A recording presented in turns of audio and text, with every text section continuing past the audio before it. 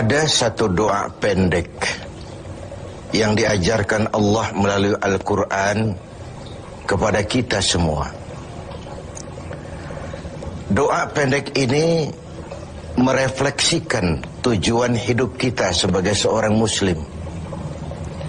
Sehingga seringkali orang menyebut doa ini sebagai doa sapu jagat, yaitu Rabbana atina fid dunya hasanah wa fil akhirati hasanah wa qina adzabannar. Wahai Tuhan kami, berikan kami kebahagiaan di dunia ini, kebahagiaan di akhirat nanti, dan selamatkan kami dari azab neraka. Dunia dan seluruh isinya sesungguhnya merupakan tujuan hidup jangka pendek dari setiap pribadi muslim. Tujuan jangka pendek yang mengantarkan kita untuk meraih tujuan jangka panjang, yaitu akhirat dan ridho Allah Subhanahu wa ta'ala. Untuk kedua tujuan ini, Islam mengajarkan nilai keseimbangan. Bekerjalah buat duniamu seolah kau akan hidup selamanya, tetapi bekerjalah buat akhiratmu seolah kau akan mati besok. Nilai keseimbangan ini kemudian diterjemahkan dalam berbagai aspek kehidupannya. Dalam berbagai aspek kehidupan. Bagaimana si kaya harus membantu yang miskin. Bagaimana si miskin berusaha dan hidup tidak menjadi beban bagi yang lain. Kelihatan nilai keseimbangan itu. Bagaimana si tua menyayangi yang muda, bagaimana yang muda menghormati yang tua. Bagaimana tuan rumah menghormati tamu, bagaimana tamu menjadi orang yang tahu diri. Ini semua merefleksikan adanya nilai keseimbangan. Jadi seakan, Bung, ini dunia. Ambil apa yang perlu. Nikmati apa yang boleh. Kalau bisa jangan gagal kau di dunia ini. Tapi kalaupun kau gagal di dunia, kau kan masih punya akhirat. Inilah sumber optimisme kehidupan seorang muslim. Dia tidak boleh gagal kalau bisa di dunia ini. Tapi kalaupun gagal, kau masih punya akhirat. Karena kau punya akhirat, caramu mencapai dunia ini diwarnai oleh keyakinan terhadap adanya akhirat nanti.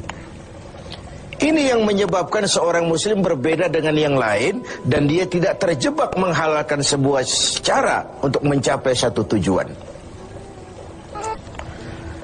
Keyakinan adanya akhirat melahirkan etika dalam kehidupan seorang muslim pada cara bagaimana dia mencapai dunia ini. Dia tidak terjebak menghalalkan cara. Dunia ini tujuan jangka pendek. Ambil apa yang perlu, nikmati apa yang boleh, tapi jangan membuat cacat akhiratmu karenanya. Inilah yang membedakan kita dengan yang lain. Iya sih, saya kepengen kaya. Tapi kalau korupsi, akhirat saya bagaimana nanti? Iyalah, saya kepengen naik pangkat, tinggi jabatan. Tapi kalau fitnah orang, hantam kiri sikat kanan, teman jadi lawan, lawan pun jadi teman, akhirat saya bagaimana nanti? Ini melahirkan etika pada tata cara mencapai kehidupan dunia. Tidak terjebak menghalalkan segala cara untuk mencapai sebuah tujuan. Karena apa? Tidak satu perbuatan dunia yang bagaimanapun kecilnya yang tidak akan berakibat akhirat.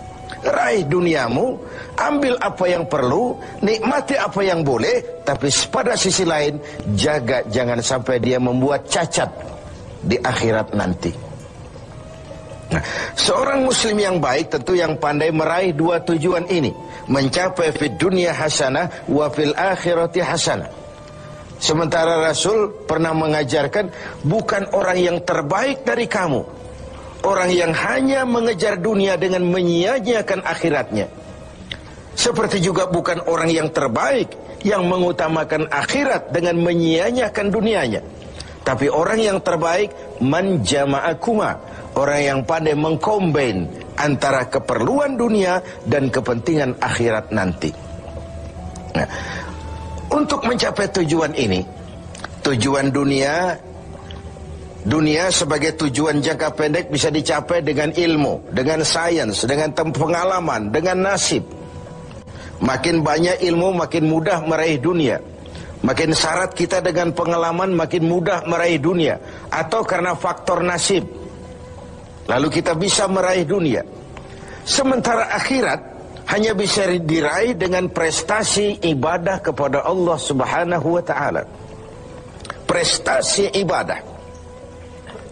Jadi dunia kita capai dengan prestasi ilmu, prestasi pengalaman, atau karena faktor nasib. Akhirat kita capai hanya dengan prestasi ibadah kepada Allah Subhanahu wa ta'ala. Kalaupun